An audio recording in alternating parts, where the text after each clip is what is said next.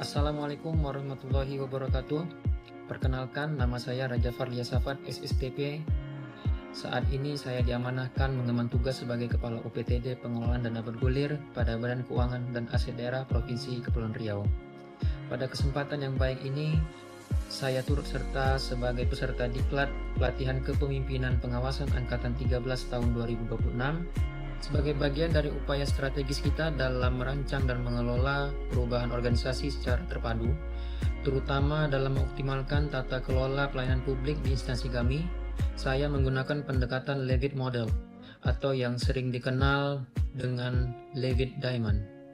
Model yang dikembangkan oleh Harold J. Levitt ini memandang bahwa sebuah organisasi merupakan sistem yang utuh dan dinamis, di mana segala sesuatu di dalamnya saling terhubung.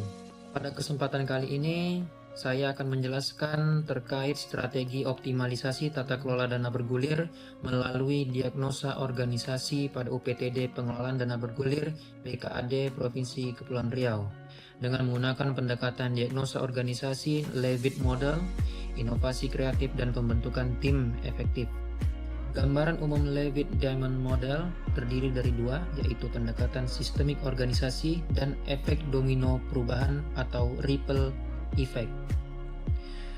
Pendekatan sistem organisasi, model yang dikembangkan oleh Harold J. Levitt pada tahun 1965 ini memandang organisasi sebagai sistem sosioteknik yang terdiri dari 4 variabel utama yang saling berinteraksi secara dinamis dan tidak terpisahkan. Kemudian, efek domino perubahan atau ripple effect, perubahan pada suatu elemen, misal teknologi baru, akan otomatis memicu tekanan adaptasi pada elemen lainnya seperti tugas, struktur, dan manusia. Keberhasilan transformasi menuntut keselarasan keempat elemen tersebut.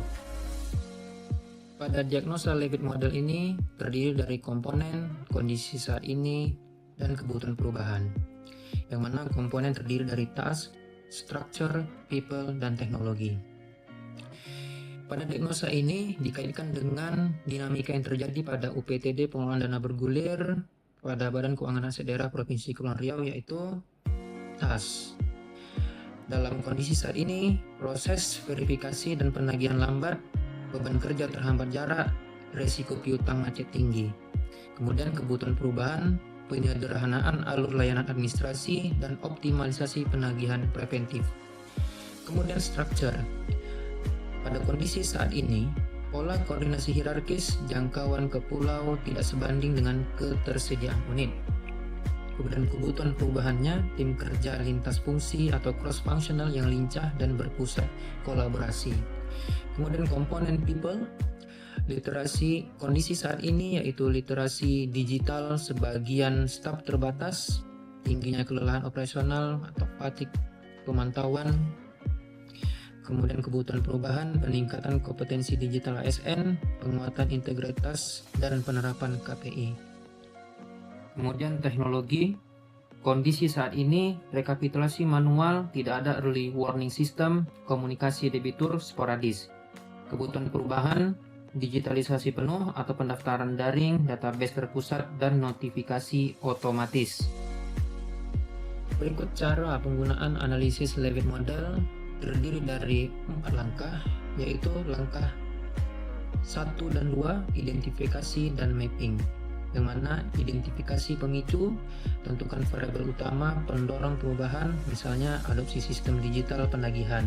Yang kedua, pemetaan dampak atau ripple effect, telusuri bagaimana perubahan teknologi tersebut berdampak pada penyesuaian SOP, peran staf, dan tata kerja. Kemudian langkah 3 dan keempat, desain dan evaluasi, intervensi seimbang, buat program kerja terpadu untuk keempat elemen agar tidak terjadi kesenjangan atau gap. Kemudian monitor berkelanjutan, lakukan evaluasi kinerja lintas variabel untuk memastikan sustainabilitas perubahan tata kelola. Inti dari analisis ini adalah keseimbangan atau equilibrium. Apabila kita melakukan perubahan atau pembaharuan pada salah satu komponen saja, misalnya hanya mengadopsi teknologi baru, maka ketiga komponen lainnya, struktur, tugas, dan SDM, mau tidak mau harus disesuaikan. Jika tidak, maka inisiatif perubahan tersebut berpotensi mengalami kendala atau bahkan kegagalan. Melalui pemahaman Levit model ini, kita dapat memetakan kondisi saat ini atau as is, menganalisis kesenjangan, serta merumuskan strategi intervensi perubahan yang komprehensif, terpadu, dan berkelanjutan di unit kerja. Demikian pemaparan singkat mengenai teknik Levit model yang menjadi landasan dalam pendekatan manajemen perubahan ini. Terima kasih. Assalamualaikum warahmatullahi wabarakatuh.